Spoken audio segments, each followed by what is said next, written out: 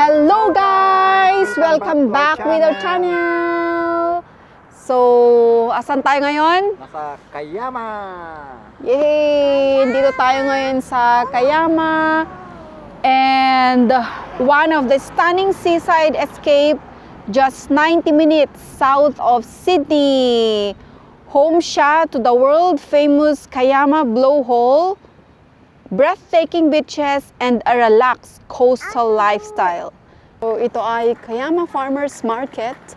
Sakto lang, every Wednesday 2 to 5 p.m. pala siya. Okay. Mamamalengke na din kami. Dahil market pala ito. Mukhang fresh ang kanilang mga veggies and fruits. Let's have a look. I like it. So, mga farmers, fresh from the farm. Ang ganda. Kakaiba din yung ano nito. Every Wednesday lang. So, Wednesday naman ngayon. Bibili ako ngayon ng banana para kay baby. Diyan sila gaantay. So, yun. Meron kaming anong farmers market dito every Wednesday. Bumili kami ng grapes tsaka banana. Mura. Tapos fresh. Fresh from the market. Ano siya? Gulay. Yan. Simple lang yung mga market nila dito.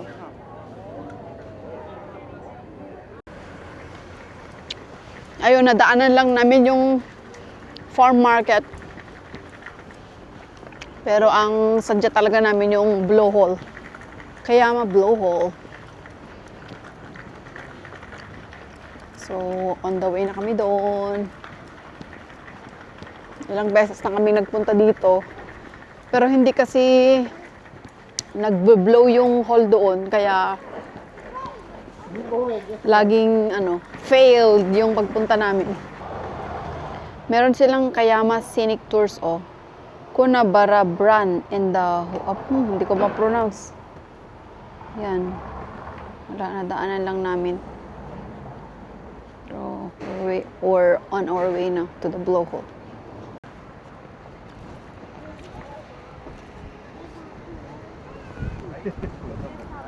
Ano daw?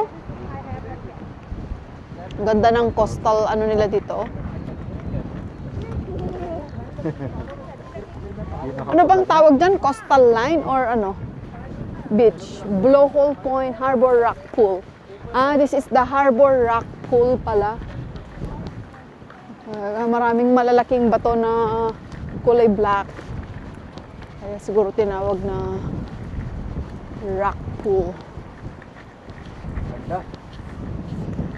Mahangin, na malamig. Ewan ko, mga 14 degrees siguro to. Hindi naman ganun ka lamig, pero freezing yung hangin niya eh. So, let's go to the Blowhole Point. And may mga cottage din daw dyan. Museum. May museum pala dyan daw lakay Cayama Harbor Cabins, Cafe, and Gallery. Yun. So, another vlog na naman itong gagawin natin. Let's see kung may nagbo-blow yung kanilang hole ngayon. Kasi this is the view. Ang ganda. Malaparaisong place. Ay, ang sarap maligo dyan pag summer. Winter ngayon, so urew awan. Dagdigdikos. Ang ganda, maligo. Malamig siguro yung tubig dyan.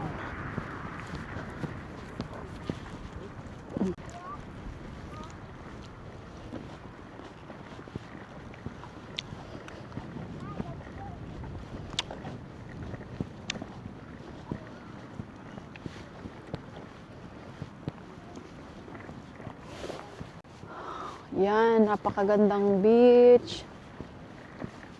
Try natin kung may lumalabas dun sa blowhole nila. Kasi nung 2 times nagpunta kami dito, wala. So ngayon, sana nga, high tide ngayon eh. Sana matsyempuhan natin ngayon. Napakaganda ng Kayama din, oh. Iba din yung beauty niya. Ang daming beaches dito sa Australia, Sydney, dito sa Sydney din. Iba-iba sila ng beauty. All, walang ano, all are stunning.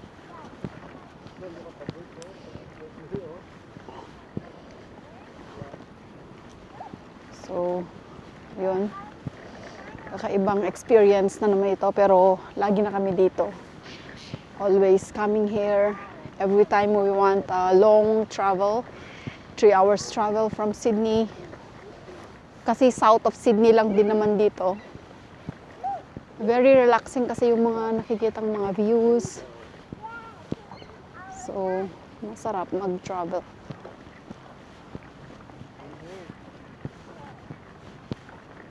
Yan, may ka-vlog din. May mga ka-vlog din kami. Paakyat, lagi na lang kaming umaakyat. Siguro sign na to na for a success na din ng aming mga pinagdadasal. Mas maganda kasi yung view kapag may sunlight, pero gloomy weather ngayon. Ewan ko, 14 or 17 degrees.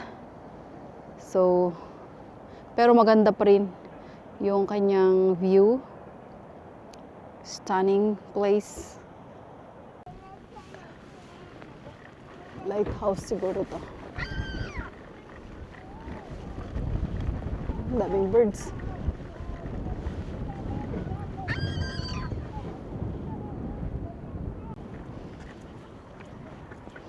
Yan na ang blowhole.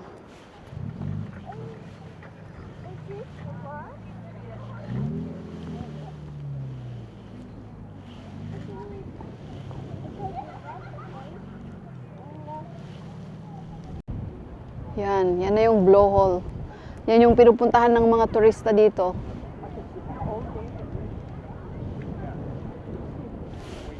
Yan ang tinatawag nilang a power surge of the sea.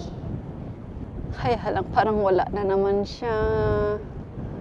Asan ang kanyang blowhole? Closer view of the blowhole. Ay, asan ka na? Ito yan yung Kayama Blowhole, a power surge of sea composed of volcanic rock called latite. A volcanic extrusion known as a dike cuts through the latite. The dike is composed of a softer rock called basalt. Kaya pala black yung mga rocks dito. It's a volcanic rock pala ang tawag dyan.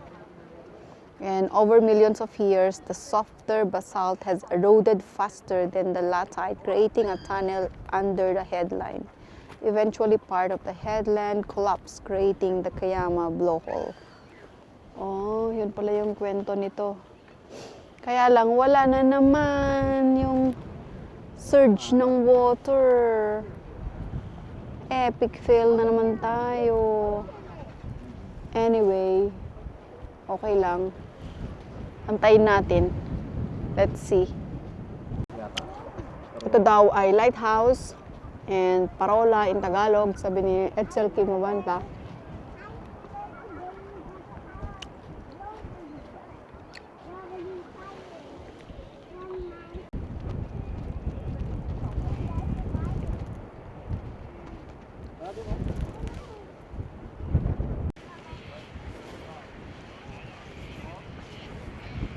Guys, sobrang ganda rito.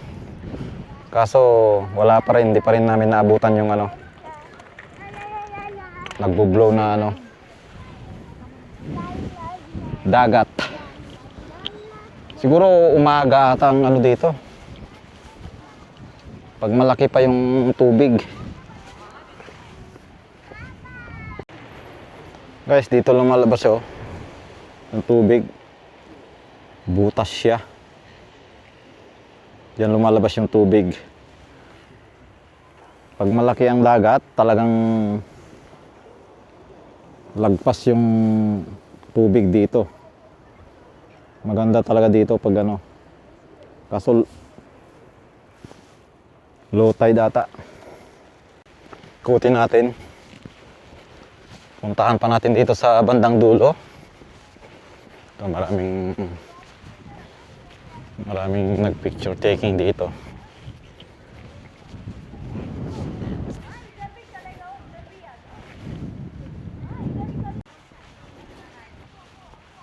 Ayan, mga tao doon. Ito talagang volcanic rock.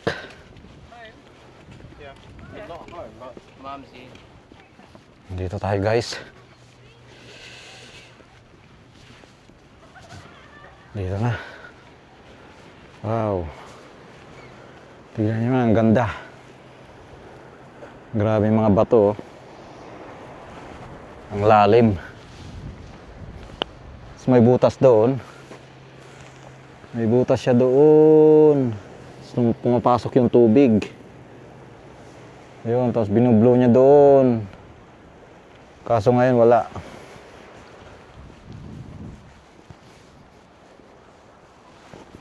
Umaga siguro. Malaki yung tubig. Ito, ang ganda dito guys. Sobrang ganda, nakaka-relax. Doon, tapos may beach pa doon, oh. Doon, medyo malayo. Akyat tayo dito. Yun. Dito sila, yung mga nagpipicture taking. Ang ganda. Tingnan pa natin to dito bandang dulo. Kung gaano kataas dito. Katakot. Taas. Guys, dito. Wow. Nakakatakot, kakalula. Ang taas.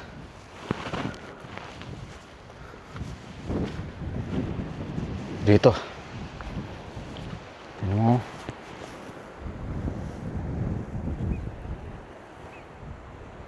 Taas niyan guys.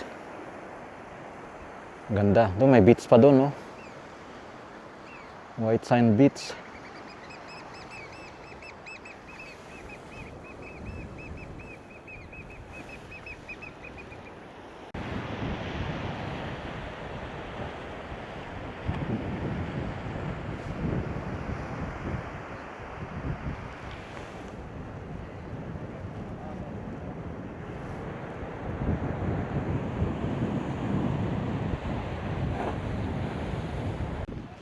Grabe yung mga bato guys, oh. Tutulis. Isang madulas ka lang dito, lagapak ka, ah. Sigurado.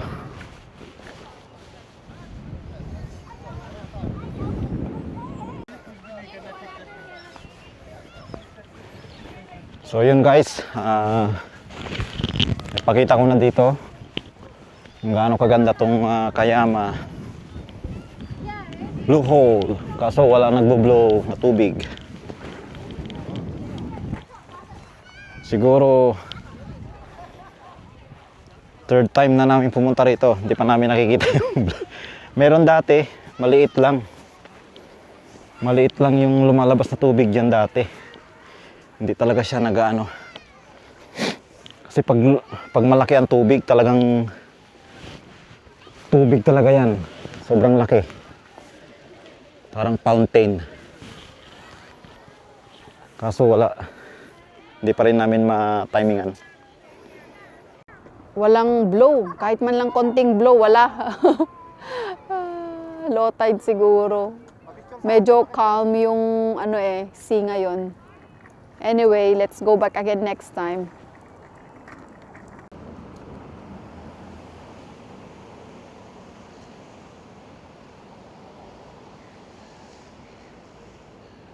Ay, nakaano.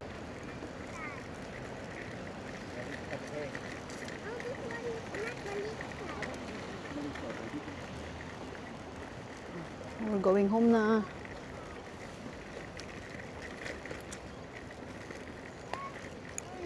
holiday parks. Kaya, ano din pala to? Mga cottage. Cottage.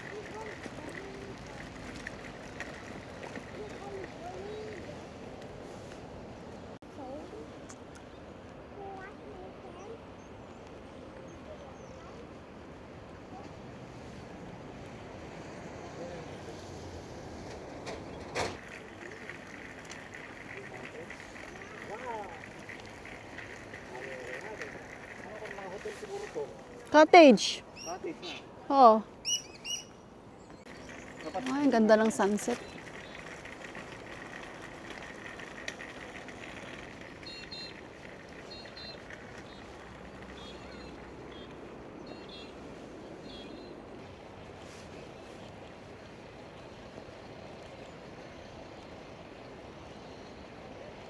Doon, fish market.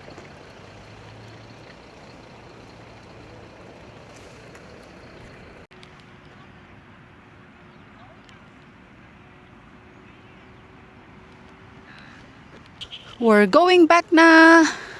Tapos na ang aming vlog. Ang ganda ng Kayama. Napaka-relaxing ng vibe dito. So, dito sa area na dito, kung gusto yung pumunta dito sa Kayama, may mga hotels dyan sa likod ko. At meron ding cottage doon, no, na nadaanan namin kanina. Parang ang ganda din doon kapag summer. So, ito nakakain na kami ng spring rolls. Hapon na kasi. Tapos na ang lunch kanina. So, let's try this spring rolls. At kay Daddy yung kanyang coffee.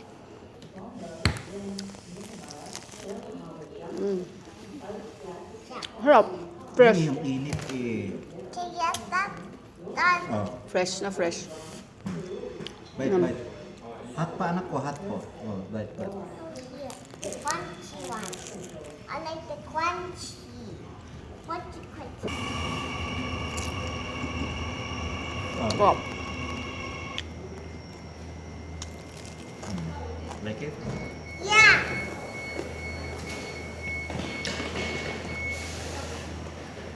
I have like this. Yeah. Good. So, yun na nga, tapos na ang aming pamamasyal dito sa Kayama Blowhole.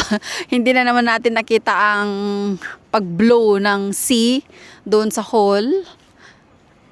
Pero okay lang. Next time ulit, pag may time. So, yun, meron din silang park dito for toddlers, babies, or children na pwedeng paglaruan. Okay. No, I don't want. Yun na nga, tapos na ang aming Kayama Blowhole adventure at yun na nga ang nangyari, walang nangyaring blow kasi siguro low tide. Kaya kahit isang blow man lang wala talaga. And the experience is nice, very relaxing ang view, stunning and peaceful, the sea, the beach. Very the vibes also, family vibes, calm vibes. Ang ganda ng dito. Very regional area siya pero napaka-calm ng environment dito. Ikaw, Daddy? Medyo malayo kasi kaya Ikaw, Daddy, anong rate mo dito? Siguro sa akin is 10/10 pa rin. Lahat naman 10/10 kasi napakaganda din talaga din. Iba din yung beauty ng Kayama. So ikaw, Daddy, anong rate mo dito? perfect 10 sana kung nandun yung kung nandun yung blow na Blow ng hole. Oh, perfect na sana.